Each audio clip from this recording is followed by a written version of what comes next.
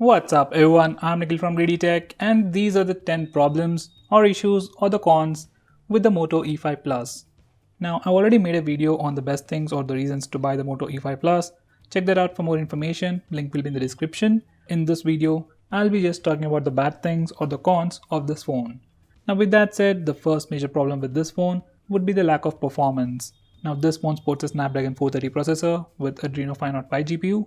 It's a good processor, but at a price tag of 12,000 rupees, it just doesn't make any sense. For normal usage and even for light gaming, it's good enough, but in the long run or for gaming, this won't be sufficient.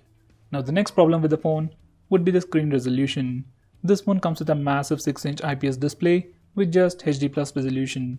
Even the last year's E4 Plus came with HD Plus resolution, but that phone really had a smaller screen, so it had better PPI than this phone. Now this phone is still good for regular usage like making calls, social media apps, even for watching videos to some extent, but if you like to play a lot of games on this phone, you will definitely notice the lack of resolution. Now the third problem with the phone would be the missing sensors.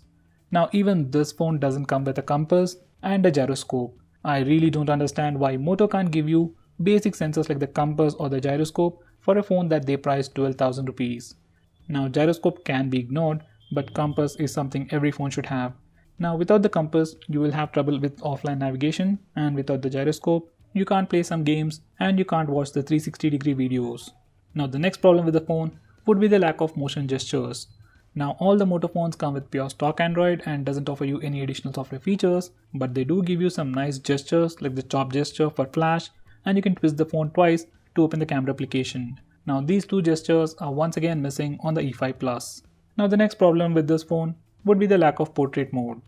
Now most of the phones even that are priced around 7,000 rupees like the InFocus Vision 3, which is also by the way sold exclusively online, comes with a dual camera setup on the rear and a single front facing camera, but still offers you portrait mode for the rear camera and the front camera. Now almost all the phones these days in this price segment, even under 10,000 rupees, offer you portrait mode, while this phone doesn't offer that at all. Front facing portrait mode is completely software based. Once again, Moto didn't give us even that. Now the next major problem with this phone would be the weight. Now this phone weighs 197 grams without the case and 215 grams with the case. I know it has a massive 6-inch display and a 5000 mAh battery, but so does Asus M1 and it still just weighs 180 grams even with a metal build. This one has only a plastic build and still weighs about 200 grams, and that's definitely heavy.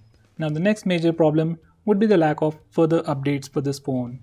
Now this phone will get some irregular security software updates, maybe like once in 2 or 3 months, but this phone might not get the Android P update at all.